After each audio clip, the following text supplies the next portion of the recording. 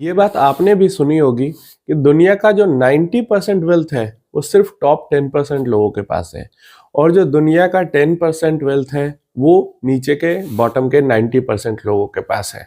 आज से 200 साल पहले भी यही था, आज से 100 साल पहले भी यही था, आज भी यही है और आज से 100 साल बाद भी यही रेशियो होगा।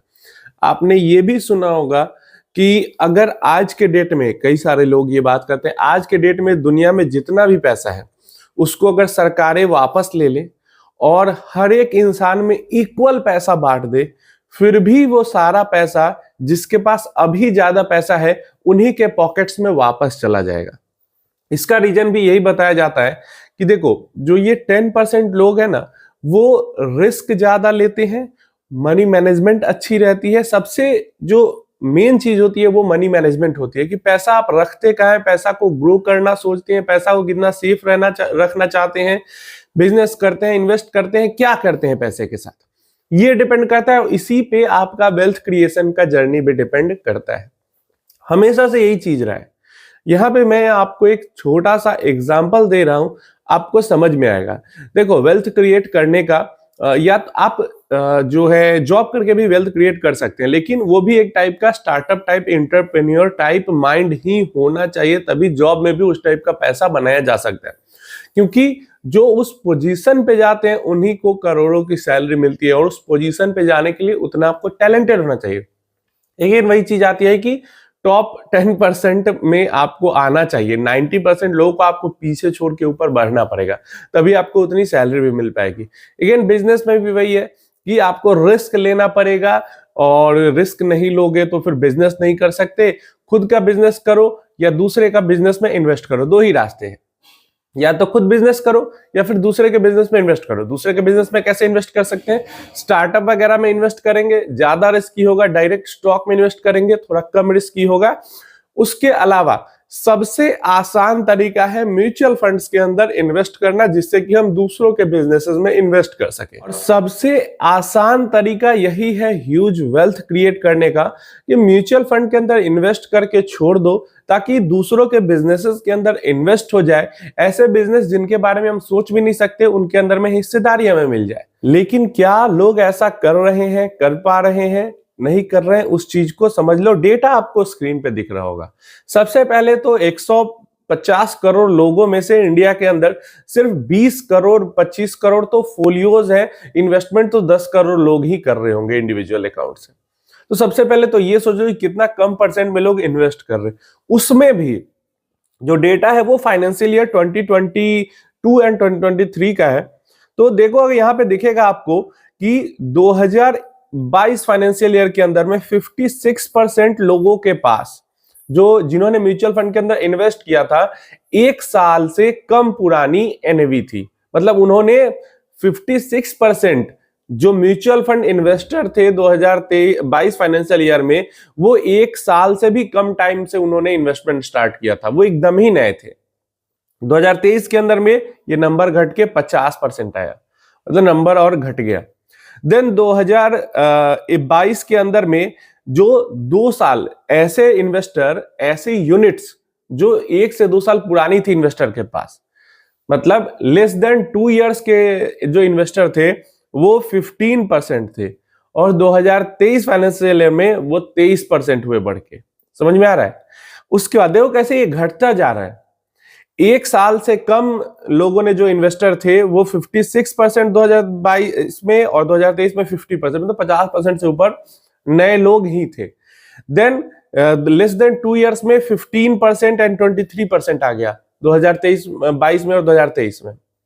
देन ऐसे लोग जो 3 साल पुराने हैं और म्यूचुअल फंड में 3 साल से इन्वेस्टेड हैं, वैसे लोग 5% बस थे 2022 के अंदर, और 9% बस थे 2023 के अंदर, क्योंकि 2022 वाला भी 2023 में ऐड हुआ।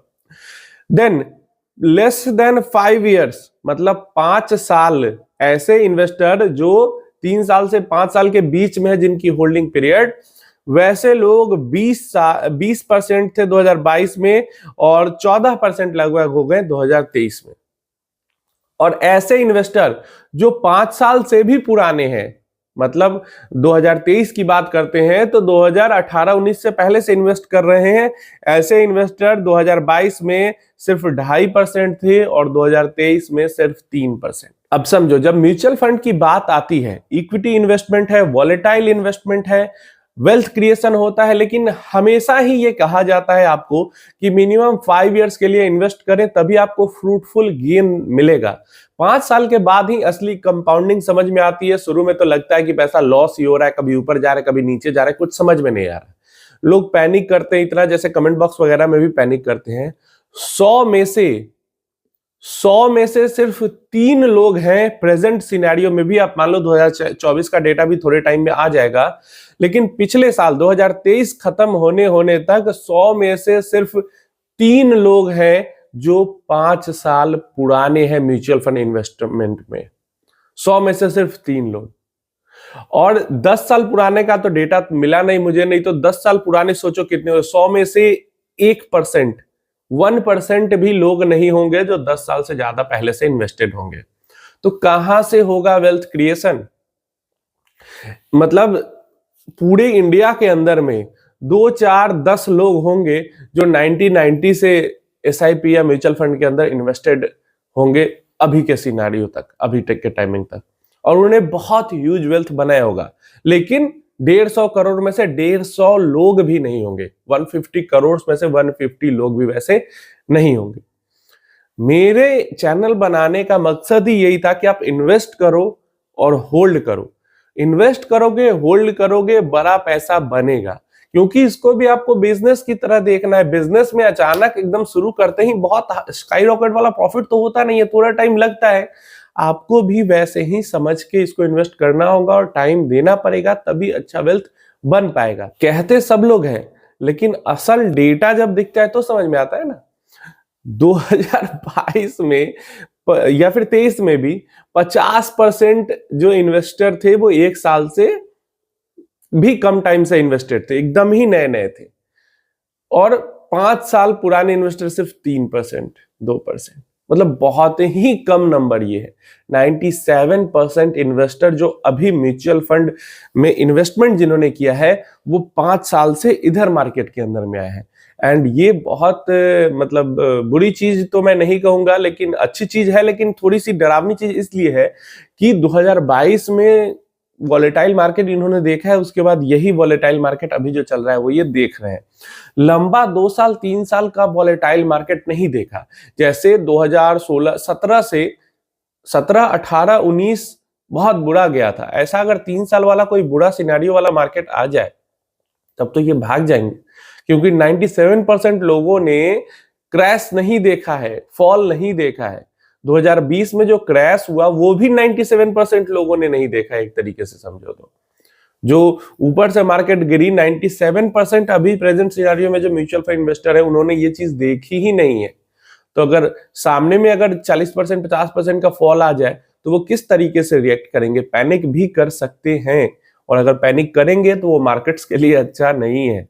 आपको क्या लगता है नीचे कमेंट में बताना। और यही रीजन है कि वेल्थ क्रिएट नहीं हो पा रही है, क्योंकि मेजॉरिटी में जो इन्वेस्टर है वो 1 साल के अंदर अंदर ही म्यूचुअल फंड छोड़ के भाग जाते हैं। जो बचे हुए हैं वो दूसरे तीसरे साल में भाग जाते हैं। हर 100 में से 2-3 इंसान ही है जो डेटा पास्ट का बता रहा है जो 5 साल से ज्यादा म्यूचुअल फंड में रुक पाता है। आप कितने टाइम से हो इन्वेस्टेड, बताना कमेंट।